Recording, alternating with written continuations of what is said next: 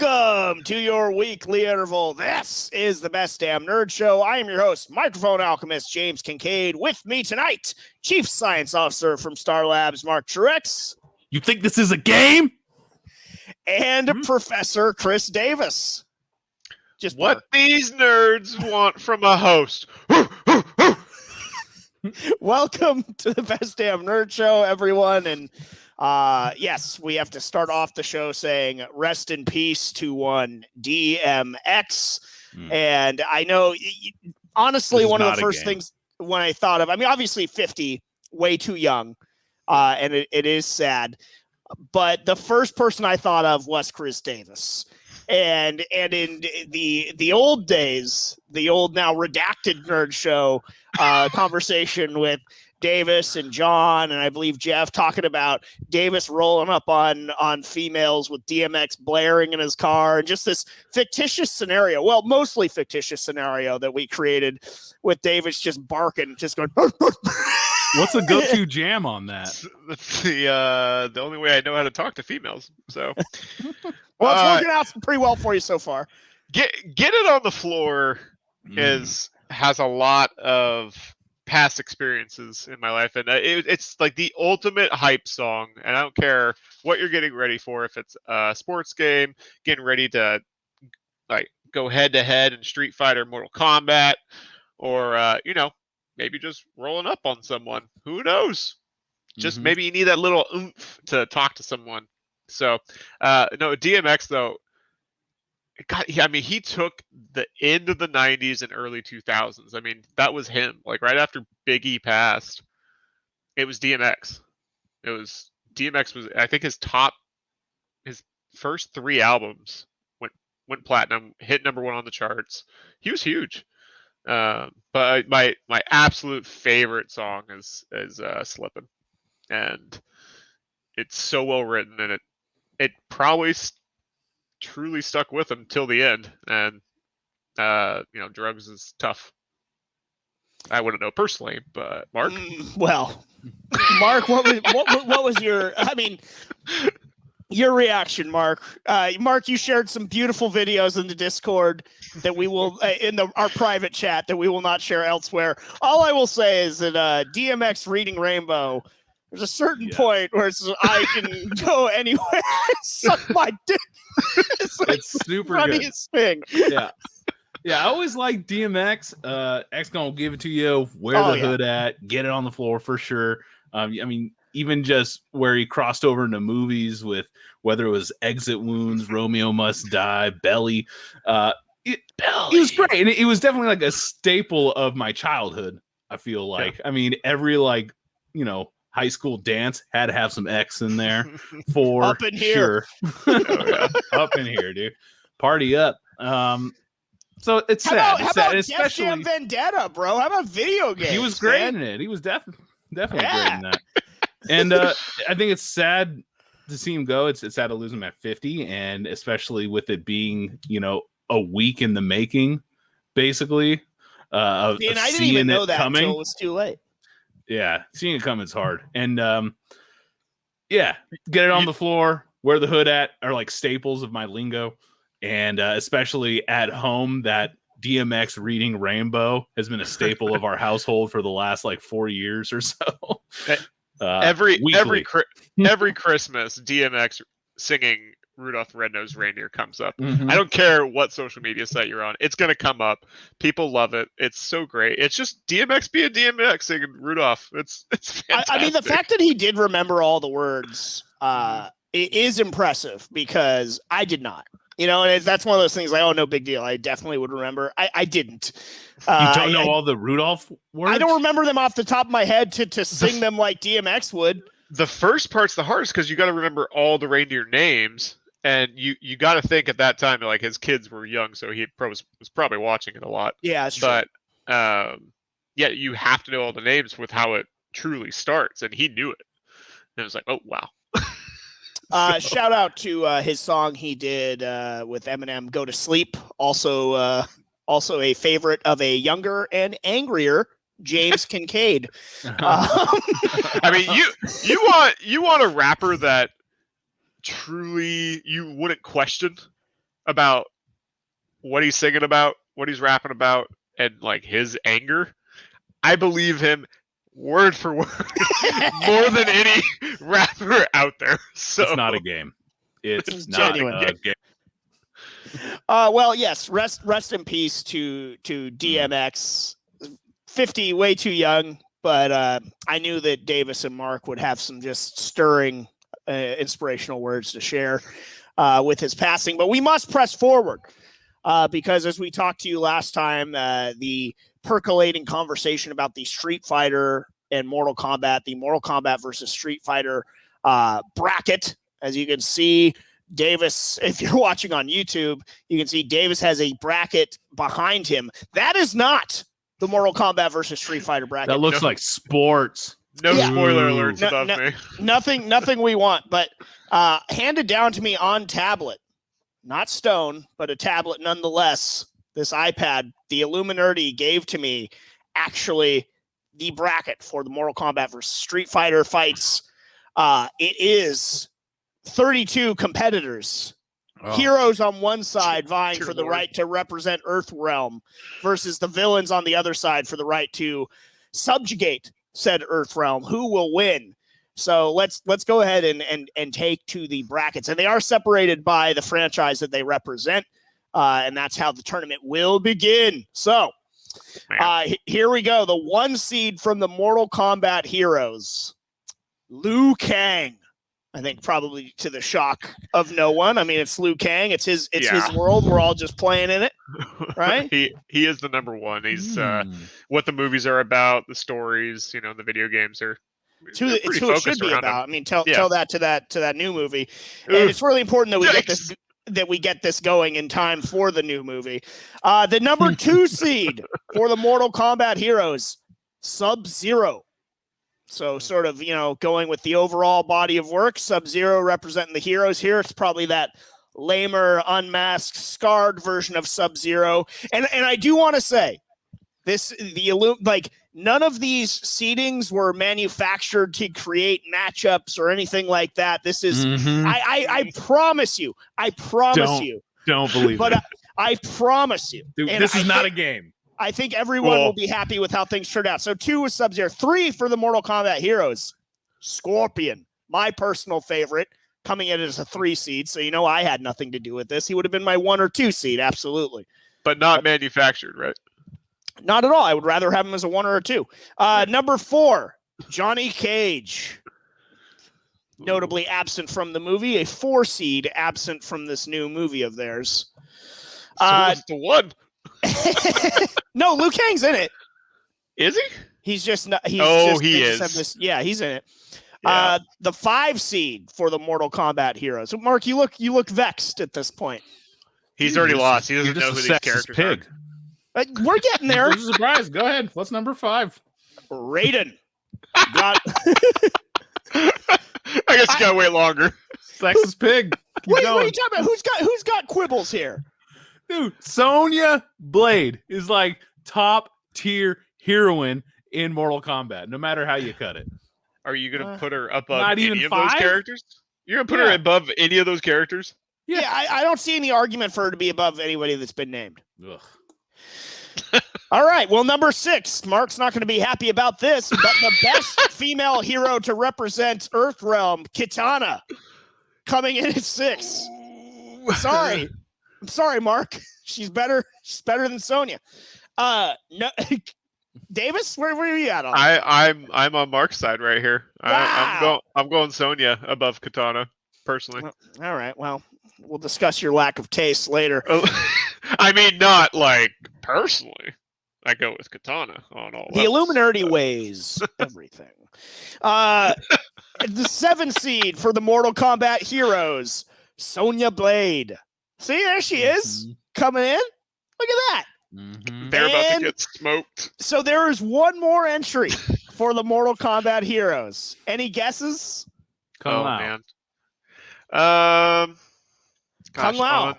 It's a good guess. How could it not be? Is Mark right? One of my favorite characters as well. You're throwing in Jax? Yeah, on Jax the hero side, that's a tough one. Striker? Because It depends. I think with some of these, it kind of depends on which part of the story you're going with. I'll go Striker. I don't like it, but I will.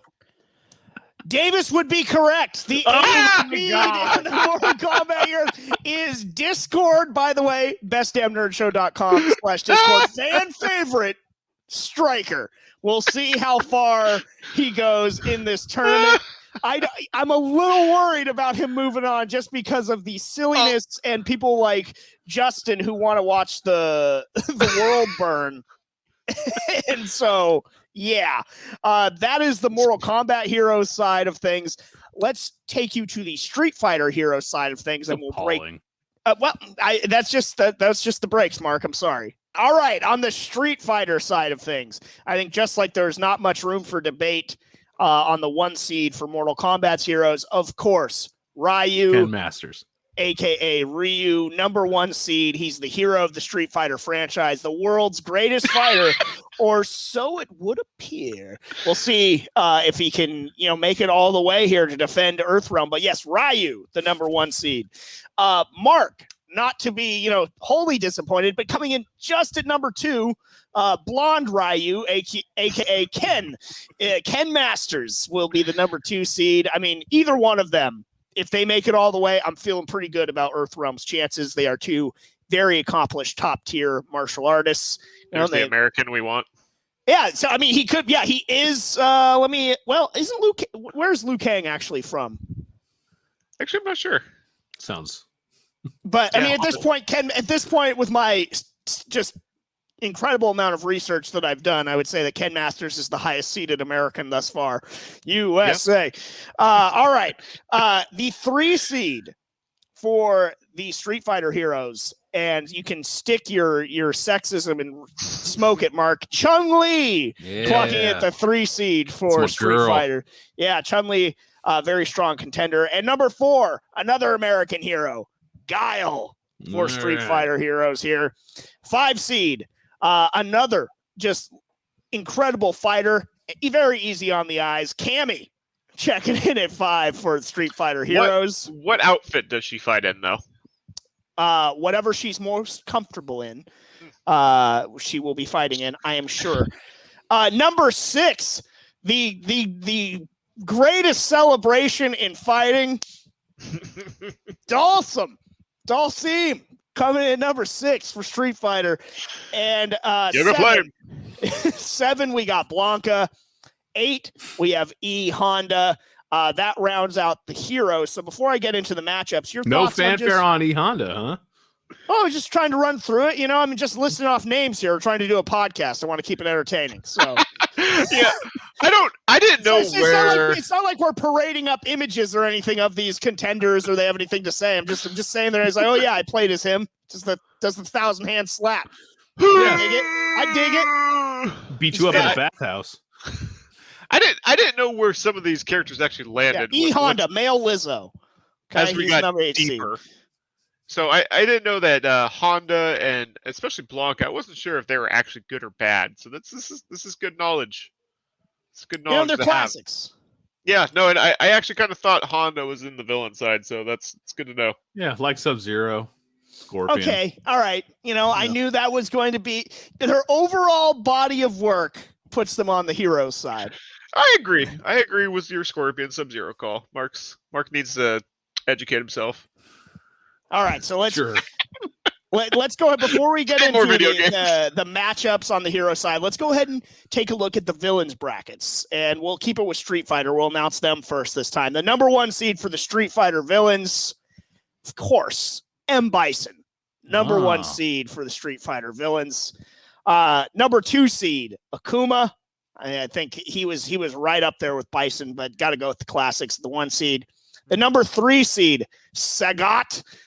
Great villain. One of my personal favorites, honestly. So I hope he does well in this tournament. That remains to be seen. He's got an incredible backstory. I like him. Just looks cool too. And the tiger and the uppercut and everything. Stage was great. I dig it. 4, great villain. One of Imperial Commissar Jeff Budd's favorites. The masked Spaniard, Vega. Yes. So Vega, the 4 seed. 5, you know, he came on later on the franchise. I'm aware of him. I faced him. He seems kind of like he steals a lot of the powers. The other guy's Seth. I think he's an android or something. Not really my bag, but I understand his importance. So 5 is Seth. 6, of course, Zangief. You know, he's a Soviet bastard pro wrestler. Love him. You know, I got a soft spot for pro wrestling, so we'll see how Zangief does. But he is a dirty communist Soviet Union. He's a commie. Yeah. Where do you go? Yeah, no, I can't support him. You know, I always go Guile over Zangief. 7, the Mike Tyson analog, Balrog is coming in the 7th seed for Street Fighter, and at 8 is Jury. And if you don't know who she is, older nerds that maybe haven't kept up with Street Fighter, think evil Chun-Li. So yeah, evil Chun-Li essentially. All right, let's go to the villains for the Mortal Kombat side. The 1 seed, I think, needs no real explanation. Shao Kahn, of course, is going to be the 1 seed for Mortal Kombat. Of course. The 2 seed, Shang Tsung. Shao Kahn's right-hand man in various iterations. 3, Goro. 4, Quan Chi. 5, Melina. Will, Melina and Katana be the final? Could be. I don't know. I'll tell you now. 6, another fan favorite. I feel like he's a bad guy, but he steals a lot of hearts. A lot of people love this guy. Kano. 6 seed for the villains. 7, Reptile. Gotta love him. The original secret character. And the 8 seed, you might look at him as the real Sub-Zero, Noob Saibot, coming in at 8 for the villains of Mortal Kombat. Could be. Could do well. Sleeper pick. Yeah, he could make a little bit of a Cinderella run or whatever the evil version of that is in a tournament. So let's break down the first round matchups. We'll pop back up to the heroes in this. By the way, this is Best Damn Nerd Show history. This is the biggest bracket that we have ever done. So, this 32 entry, and there were some, I heard whispers that wanted to do even more. But I think it's already almost unwieldy as it is. But for the heroes, it will be Liu Kang versus E Honda. Any predictions there? I don't think there's much fan faves for Honda, so I don't think we're looking at any sort of potential sleeper there. Yeah, I don't think so either. Sub-Zero versus Blanca. I think same story. I think Sub-Zero is a very strong candidate to walk out of this whole thing. It's hard because I think Blanca has a bunch of sleepers in him. A lot of people like to play with him because he's that animal beast kind of character, but that was a tough draw. That's a tough draw for Sub-Zero. And electric over ice, right? We don't know. Murder him. You'd murder him. I mean, I think that's a good argument. That's a good argument. Put it in the Discord. You got to try to win some people over with some science facts there, Marky. That's right. Yeah. And this one is tough for me. This matchup, it's a battle of 2 of my absolute favorites, Scorpion and Dhalsim. I didn't even realize this fire on fire matchup here with the Yoga Fire and what Scorpion's bringing to the table. Man, that should be a good one. And the celebration of Dhalsim versus Scorpion. the get over here of Scorpion. I think Dhalsim's Scorpion's getting smoked. Well, smoke's not in this tournament. which is your other problem. Why? No smoke. Other than Stryker, who should he have replaced? Nobody. Yeah, that's about it. A lot of people could replace Stryker. Johnny Cage, and I love this matchup. Johnny Cage versus Cammy. The Hollywood Lothario taking on Cammy is just. I would love to see that play out on screen or in the video game, and just what the banter back and forth would be like. That's great. I love that matchup. It's one of my favorite ones in the first round. No more foreplay that we got going on. Yeah, exactly. I'm not sure they'd fight. I think they just like each other too much, and they might run off into the sunset. Raiden versus Guile. That's a tough one. I think Guile's walking away with it though. Ooh, because he's got the energy blast, plus got the sonic boom, the flash kick, and he's got a great stage. I mean, we're pro-American on this podcast. We're talking like of a demigod, right? Yeah, no, absolutely. Like in terms of power level, Raiden should probably win the whole thing. but does he relinquish his spot to this up and comer like he does in some of the stories, and he's trying to push them along, so maybe he throws it. Could be. We'll see. This matchup, again, nothing was engineered, but this is a great first round matchup. Katana versus Chun-Li. That's awesome. I mean, I think Chun-Li's walking away. It's still a great matchup though, Mark. Still fun. Mark, one of the females are going down automatically though, so you're losing engineered for sure. Then Sonya Blade versus Ken Masters. Ooh, yikes, Sonya! Tough draw. Some blonde on blonde there, and then the sentimental Cinderella story. Stryker taking on Ryu. I pray to God it's Ryu, but I have a feeling that some of the shitbaggery in Discord might determine that Stryker moves on. I think I want Team Stryker now. Yeah, I think Justin. What? Yeah, we're teaming up with Justin. We're going for flames, baby. Oh my goodness! All right, on this to the ground. on the villain side, we have Shao Kahn versus Jury. I think no need to wait on that one. I believe Shao Kahn will be moving on easily. Just moving forward.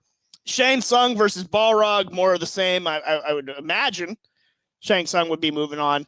This one I'm very excited for. Goro versus Zangief. Two just beefy hosses going at it in the first round. That's a great matchup. That is fantastic. There's a lot of body slamming in there. Yeah. That's a lot of beef going at it. That might be my favorite matchup of the first round. Quan Chi versus Seth. I'm really hoping it's Quan Chi because, as previously discussed, Seth just kind of leaves me flat.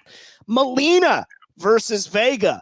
One wears the mask as a style accessory. The other one because she is a horrible, freakish mutant. Gotta love that matchup. Great, right? So some of this is just terrific. This is already an all-time great bracket. And then we have Reptile versus Akuma.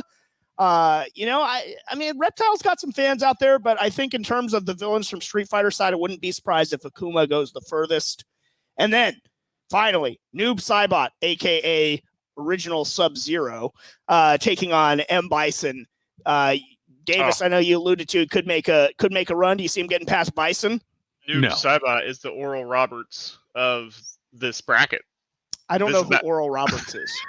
Exactly. They were the 15th seed this year, and they went like hell of a I thought that was a person. It actually was if you research it, but we won't get into that. I don't want to. Noob Saibot, mark my words, he's gonna make some noise in this tournament. All right. Well, I'm excited to get this going. We'll put the matchups in Discord, and we'll set the deadline to be finished before we record the next episode. Again, bestdamnerdshow.com/Discord. That is where we vote, and that is where you can determine who is moving on in this Mortal Kombat versus Street Fighter bracketology with the fate of Earthrealm in the balance. We got to take a break. On the other side, it's another movie night. We are talking Godzilla versus Kong, baby. We all watched it. Maybe some of us went to see it in theaters. Some of us watched it on HBO Max. Who knows? We'll be talking Godzilla versus Kong on the other side in the Best Damn Nerd Show. Welcome back to the Best Damn Nerd Show. James Kincaid, Chris Davis, Mark Truex, all here with you tonight, Nerdosphere. And now, just like we did with Zack Snyder's Justice League, let's all go to the movies. Let's all go to the movies. Yeah, Mark's picking up what I'm putting down. Movie. Yeah, thank you.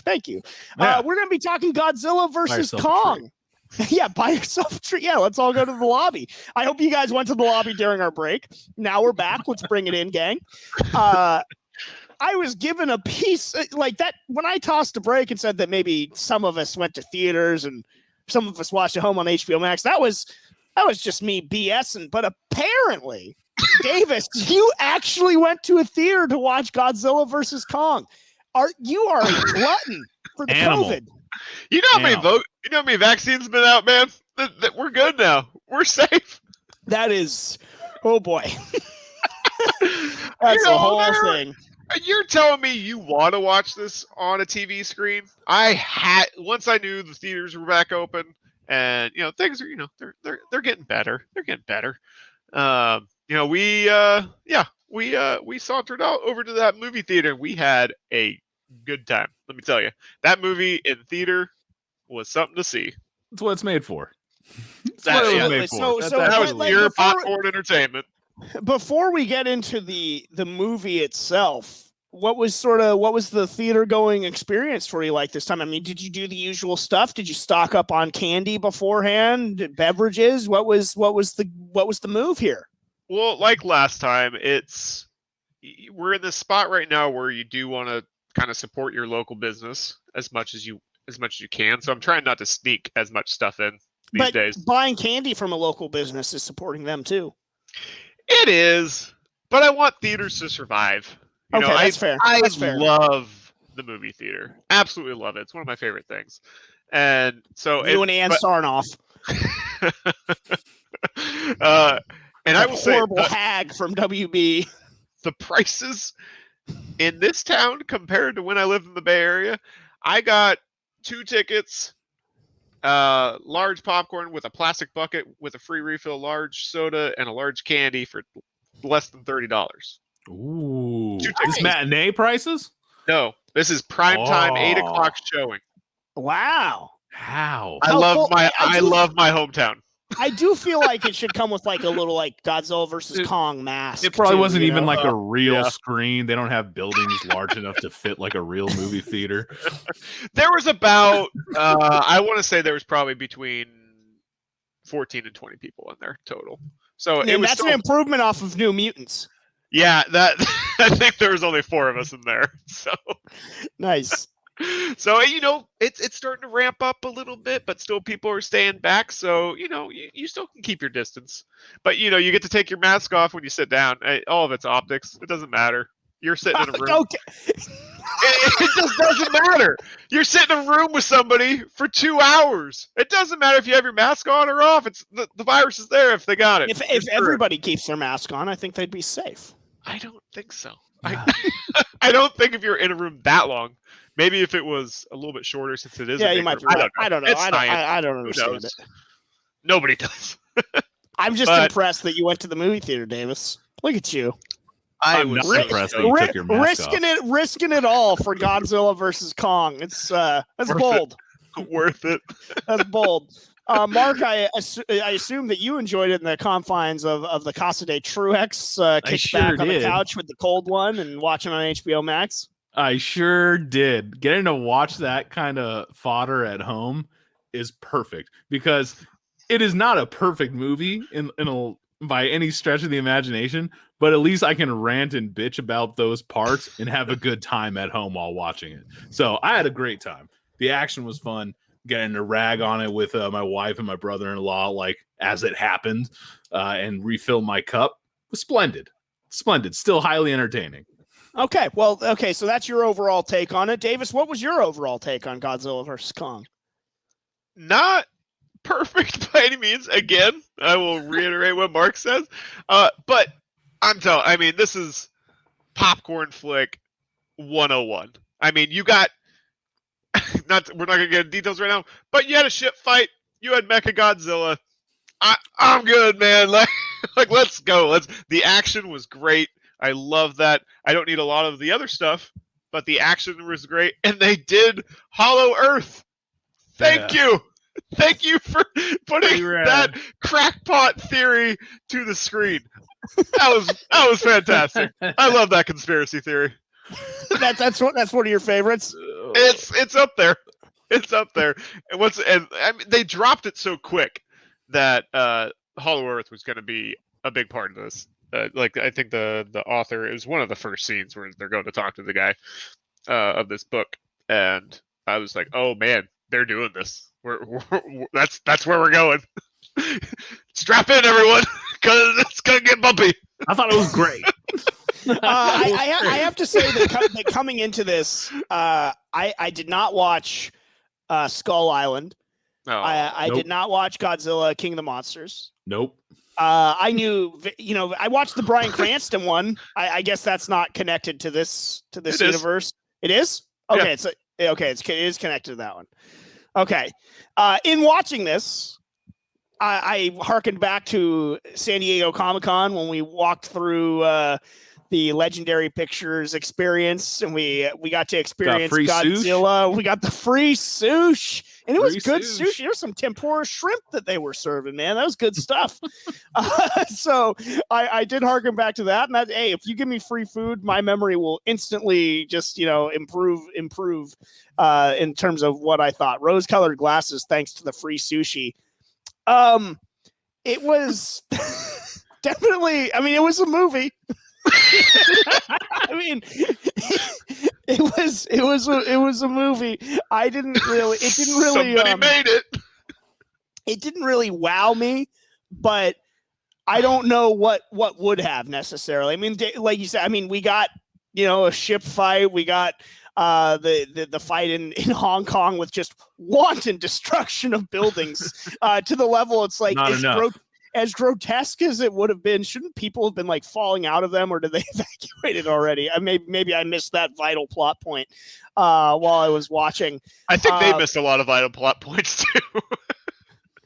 I asked the question. I was texting Jeff. But by the way, Imperial Commissar Jeff Budd's take on it is he was not a fan of the movie.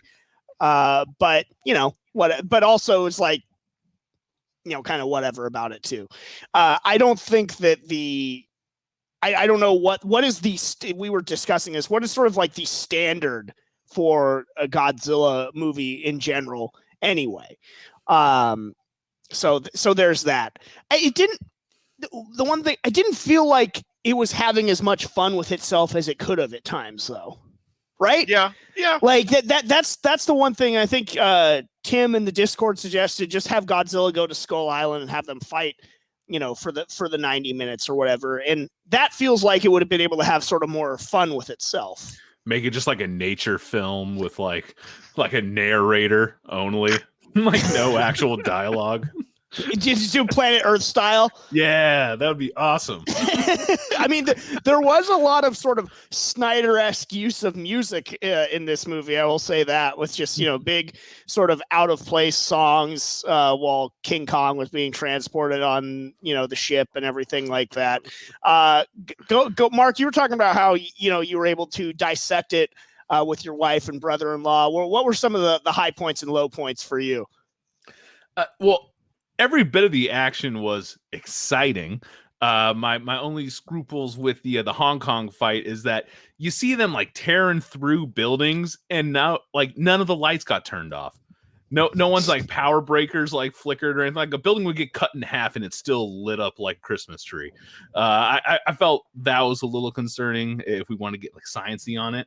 Other than that, so many of the people were awful. Josh Valentine's character, the kid that was in Chronicles of Christmas 2, like the trio running around trying to gumshoe their way into like the secret lair that like has no cameras. No one noticed them walking into the secret lair. Yeah, it was like Stranger Things season 3 all over again. Yeah, that was absolutely awful. The main bad guy's daughter being like the hard and heavy of the group. Ooh, I liked her though. I've liked her in everything. I've liked her in everything she's been in. Terrible. And I wish she had survived for the sequel, because she's great. Like her only prep and train before walking on set, and someone's like, "You're a bitch." She's like, "Got it." That was her character. It was terrible though. It didn't add to the story at all. Davis, go ahead. Courtney turned to me and she goes, "Why is she in this movie?" Thank you. What is she doing? Like, she has no point. Billionaire playgirl philanthropist. Dude, all she did was add some eye rolls. No, I liked it because when she was like femsplaining the tech to the main good guy character, and she's like, "Of course, it's obscenely expensive." It's like my favorite line of the whole movie.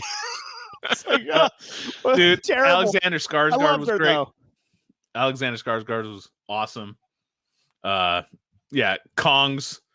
Kong's whatever handler and her child. I don't give a crap. See, now the hearts of the film.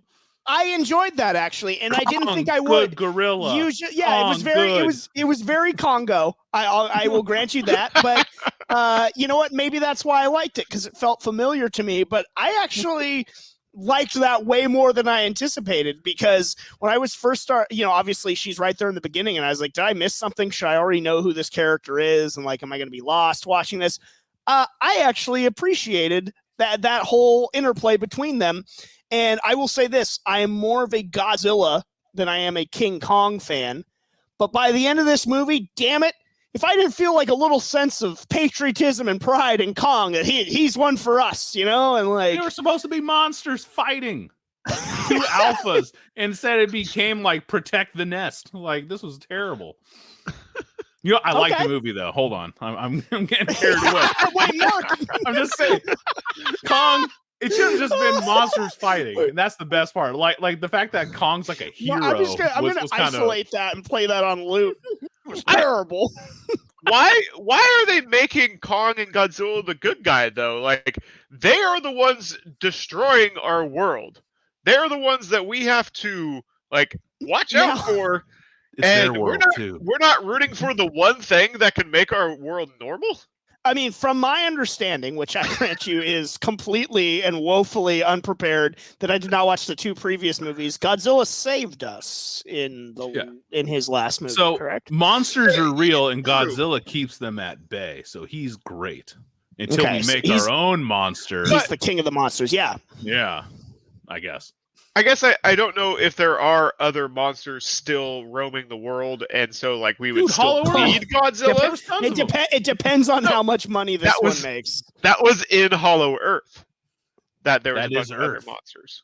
It's in the Hollow though. But it's in the Earth. How come Godzilla doesn't know about those monsters, then invades Hollow Earth? I think it's that I just came up with a gravity portal thing that they were trying to do. But he'll live through it, just like Kong did.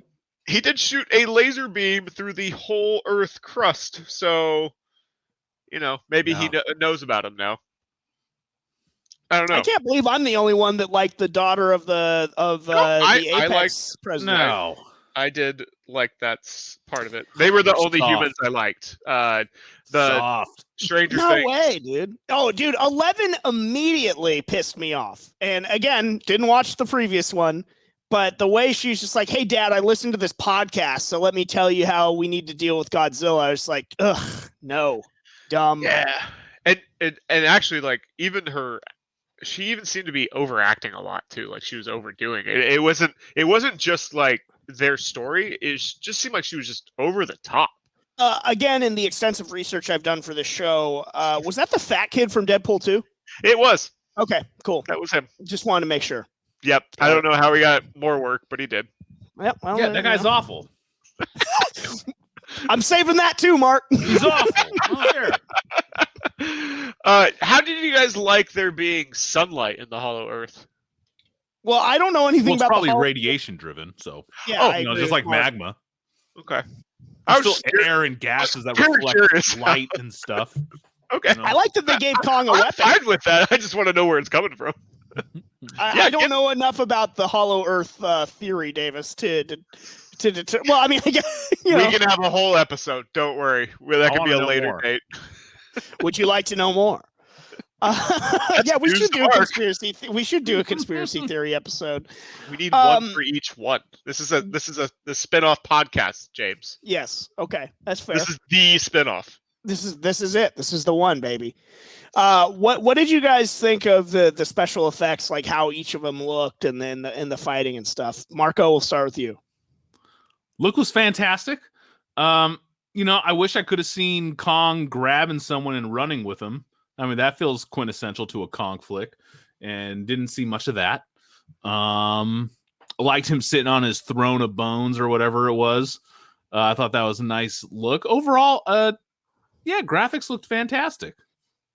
Yeah. Davis? Yeah, I mean, they did. I don't think they went over anything that we've seen. I don't think it was anything like improved. It was good. The ship battle was something else. That was pretty amazing. That was great. That they even put it in the movie to begin with, but that they actually executed it fairly well. The depth charge scene was really cool. It was the death. Like, okay, just a little point of quibble is it's like we need to do something to help Kong, and immediately it's just like depth charges, and without missing a beat, it's like they know exactly what to do. You were just like listless and without like sort of any sort of solution to this. Like, oh yeah, we have these depth charges, dude. That's That'll the greatest Navy in the world. All right. Well, they weren't acting like it. You tell them, before. and they will turn on a dime. You know who wasn't acting smart? The Air Force of that. If they could fly Kong the whole way, why didn't they do that to begin with? Why did we risk this?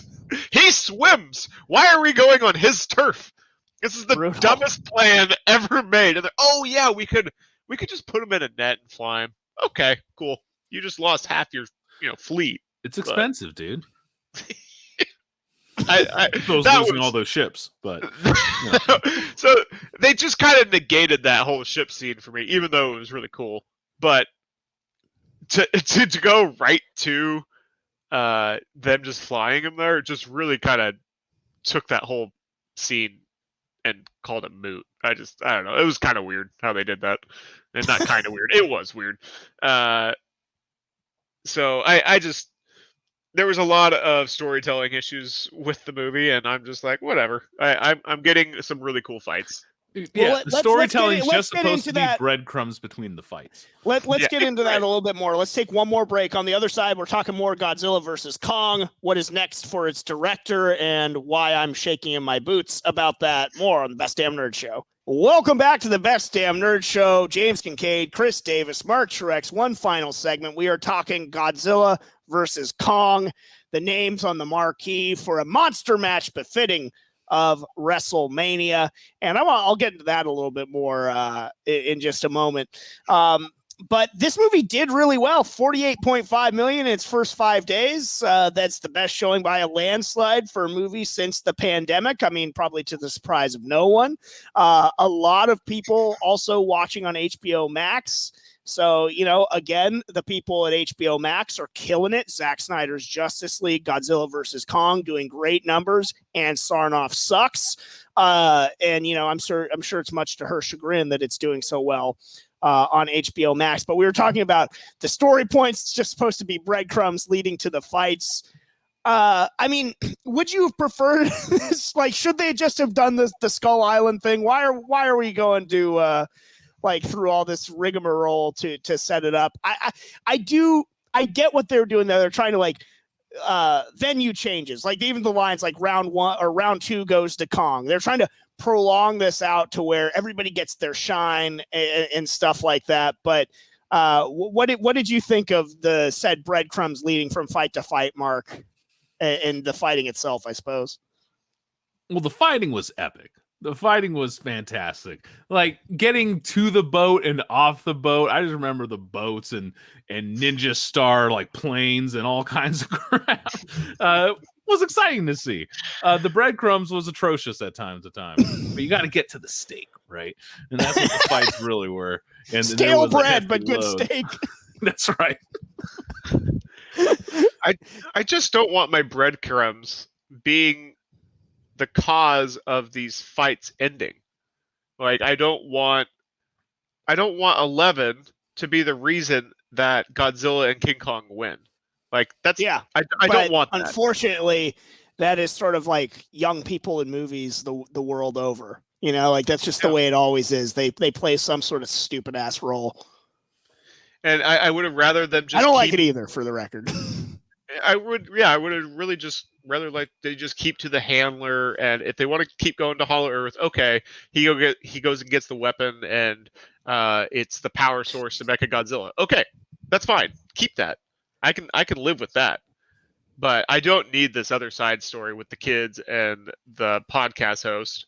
We're worthless. Which, by the way, I mean, if you're gonna get a podcast host in there, get the Hollow Earther himself, Professor Davis, to be in this thing. Yeah, all that stuff was not great. Like the stuff with 11 and the fat kid from Deadpool 2 was not good. But I just don't think that it was having the right amount of fun with itself either. I think the most fun fight was probably the absurdity that was the ship battle, right? Like that was That was probably the most fun they had with things. Kong drinking from the skull was good. That was the other one. I also visually, and it was probably even better for you. I mean, I assume better for you in theaters, Davis, when that creature like hits the windshield of the Heave, the ship that they're on. Yeah. That was cool. Only for Kong to pull it back. Like that was nice. Like there were some good things that they did with the fighting and stuff like that. The flying snake, as it used its kind of covered wing to try to suffocate Kong. Mm-hmm. That was a cool image that they did with that. It was terrifying because I hate snakes, and the fact that they made it fly was even worse. That's going to be in my nightmares for a while. But it's just so brutal. And I'm fine with the humans kind of helping out a little bit there, but I don't want it to be the reason that they beat the mega bad. I just don't want that. Yeah. I want to circle back. Kong's axe.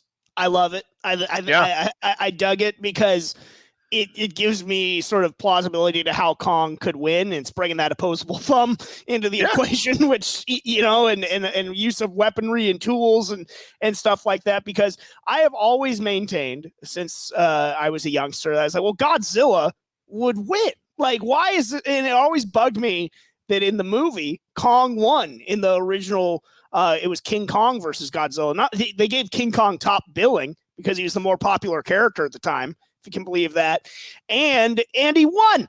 And what I appreciate about this is that he won. Is that Kong got around in, but ultimately Godzilla stood tall. He did the Ultimate Warrior foot on chest pin to like Macho Man Randy Savage, and he won. I don't get why he left him alive still. Professional courtesy? I don't know. But he's soft. I don't know, but I appreciate that the right person won while Kong still got, you know, to look strong even in defeat, and then help him out at the end, beating Mechagodzilla. As a wrestling fan, good storytelling. I was into the pro wrestling style storytelling that even though Godzilla's champion, you know, Stone Cold Steve Austin won, but The Rock still got to come back and help Stone Cold against the evil corporation, as it were. I just don't. I don't agree with you that Godzilla should win, because it also depends on atomic breath. This like I get it, but you're dealing with a hyper intelligent ape. Is he? Yes, he barely signs better than Amy Good Gorilla. Language. Lots of apes know sign language. He's quicker. He's smarter. He uses weapons. I mean, you know, maybe they're prehistoric. Godzilla's got those little T-Rex arms, so it's exactly. That's how it's evening them up. And I think the intelligence part is going to push him over the top. I don't think he's as smooth-brained an ape as you think he is, Davis. We're going to the moon, baby. Well, maybe that'll be in the sequel. He's actually going to throw us to the moon. That's how we're going to get there. I guess that's the question. So, Davis, you don't agree. You'd pick Godzilla. You'd pick King Kong in a straight-up fight. I guess it kind of depends also on the era, because back in the day, King Kong was so much smaller than Godzilla, and now they've kind of evened them up. But you're taking Kong. I am taking Kong. Okay. Or Marco, who are you taking? You taking Godzilla or Kong? You gotta go Godzilla, that reptilian brain. Evil. Yeah, I agree with that. Yeah. Gator brain, you know? Hell-bent on one thing, victory. That's right. It will eat you alive and watch you squirm. I don't get why Godzilla left Kong alive. But again, against all odds, the heart of this movie actually connected a little bit with me, to where I felt sad when Kong was, you know, looked mortally wounded. And I liked the connection between him and that young girl from Skull Island. I actually liked that. I did. I'm sorry. I did. I'm not saying I loved it. I'm saying it worked on a level that was greater than I anticipated going into this movie. You like how the little girl like solved all the problems, yet like the handler watching Kong, who's like supposed to be a great like scientist and all this, doesn't know shit. The Jane Goodall of King Kong, and she doesn't know anything. Doesn't know fucking anything. You know, I mean, that little girl was indigenous to Skull Island and had a better connection to Kong. I get it. You know, she worshipped Kong, some type of weird. weird some type of sort of weird ape worship culture. I mean, was she I think that's actually in the movie Kong? in Skull Island, right? Don't they actually worship Kong in Skull Island? They do. Yeah, see, there it is. Of course, she knows how to talk to her god, just like I know how to talk to mine. Maybe in the next flick we actually find out that Kong doll is actually a voodoo doll, and she's controlling Kong. Evil. Maybe she's an alien. I do think we gotta get Godzilla in space next. Oh. Dude, it's got to be like King Kong versus Godzilla versus Mars Attacks. I mean, there's extraterrestrial legacy and precedent in the Godzilla universe, the kaiju universe. When do we cross over with Pac Rim and get the Jaegers up in this, and then we get Godzilla versus Pacific Rim, or however you want to phrase it? That has been rumored. It's a deep rumor. The Mariana Trench. I don't know where they would go next. Kong was the natural kind of go-to. They've gone through a lot. Godzilla won, just like Captain America beat Iron Man in Civil War. Yes. But they've kind of gone through like the mains. So we got to reinvent the Blob. They might have to cross universe here. Blob. Oh, something that I want to point out that I also liked was the opening credit sequence. I love dropping lore and storytelling in the opening credit sequence, and that might have been my favorite part of the movie, honestly. Seeing the other kaiju and stuff like that, and the expeditions to Antarctica and all that stuff. I thought that was great. This series has done. That was the most fun that they were having. And you haven't seen those other movies, and that is. I didn't know if those happened on screen or if that was just stuff they were throwing at us, but I was here for it. No, they put a lot of the lore in the opening credits and in the end credits on like where it's been going, and they've led up to the next movie in the post-credit lore section of like what's kind of been going on, what it's leading to, and so there's been all. You knew this was coming from the last movie, and you knew what was coming. I didn't watch it though. No, you didn't. But the lore actually has been very interesting and very solid, including Hollow Earth, I will say. I'm so happy that just like tickles you in the spot, man. I'm stoked. It really did. I just couldn't believe they actually did it, and it still makes no sense. They tried to make it, but I have a lot of questions. I'm happy for you, bro. All right, as we're wrapping up here, any scenes or anything else that we left out from Godzilla versus Kong before we get into what the director might be tackling next? Oh man, any parting shots? No, I do love the opening scene with Kong when they're going through the forest and there's the music behind him, and he's like, they're setting him up as kind of a good guy. Totally, absolutely. They babyface the fuck out of him in this movie. Yeah, and he's like strong, good gorilla. Yeah, yeah, I dig it. Giant ape that helps humanity. I dig it. My man. I want to throw out one other thing on the ship scene.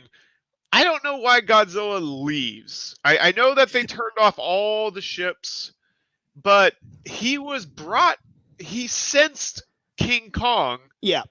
Because he's an alpha, so he chased after him. He wasn't dead. His heart is still beating. His aura or whatever is still going. I guess it was low enough that maybe he thought he was dead. He left him. He left him for dead the second time too, or the third time, I guess, rather. Right, and maybe he thought because he was gonna die unless they did that explosion thing on him. So maybe that was it. Maybe he just thought he got enough of them. Yeah. What do we think about Mechagodzilla? So, I'm not well versed with the original Mechagodzilla. I'll preface this.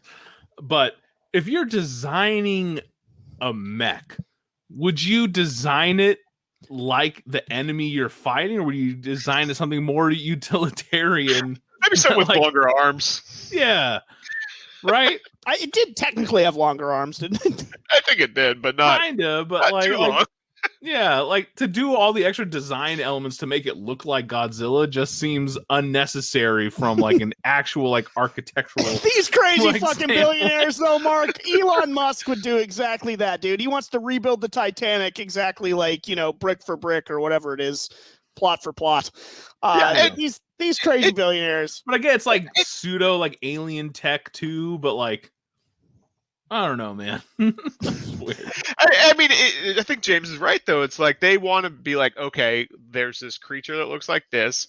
I'm man. I can make the same thing but better. Yeah, and I can beat it the same way, the same like figure and the same shape, but I'm gonna alter it so it's better. I could see that. I to bring it back again to a wrestling term, I loved the finish. Godzilla already got to prove his dominance by whooping that King Kong ass, but it's like let me supercharge your weapon with what I bring to the table, and then you can hack him to pieces, bro. I thought the finish was great because it gave Kong some love at the end. Everybody's happy, mutual showing of respect, confetti pouring down, Godzilla holding up the championship belt, and then walking to the back, roll credits. It's great. I mean, not the movie, but that specific aspect of the movie is terrible. But it's honestly more. It is the kind of movie that I wish that we were all together to watch. Oh, this is a perfect group fun, like make fun of while you watch movie. Have a couple beers. You're in the theater.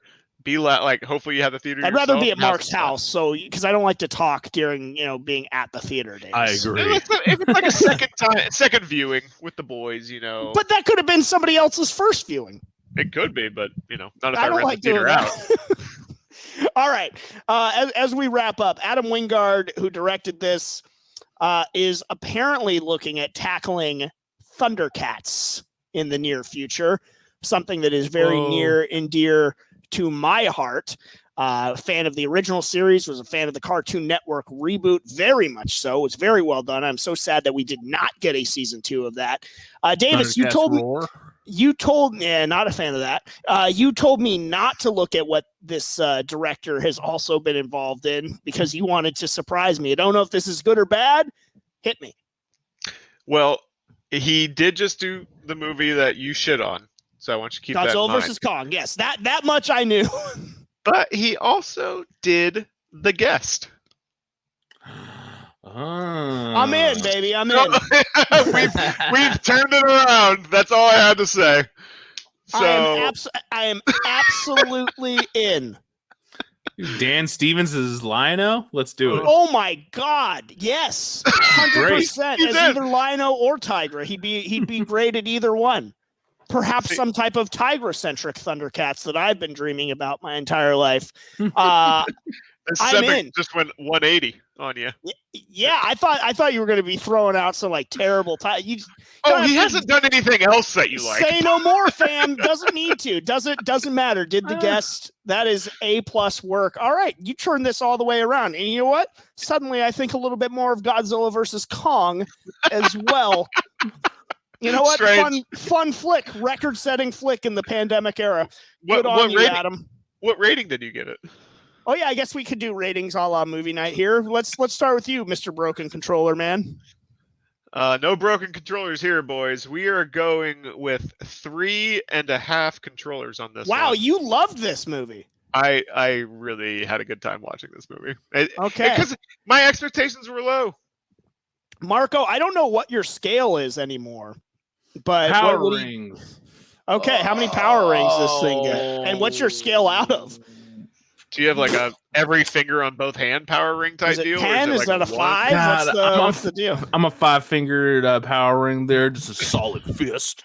But I'm gonna give this 3. Okay, 3 out of 5. Yeah, I'm gonna give this 2 booshes. I've enjoyed talking about it more than I enjoyed watching it. And again, but I do think it is a quintessential, would be a great sort of fun movie to watch together and make fun of. It was incredibly stupid. However, Miss Gonzalez, that played the daughter of the Apex president, was terrific. She's terrific at everything she's in. She cost a whole power ring. She was in Hobbs and Shaw and like another Fast and Furious movie as well. She's great. Sense. She owns the screen. That makes a lot of sense. She owns the screen every time. That is going to do it for this edition of the Best Damn Nerd Show. Can't wait for that Thundercats movie. They could cast her to play Chitara. Have a great week, everyone. And remember, if you're a nerd, always say it loud and say it proud.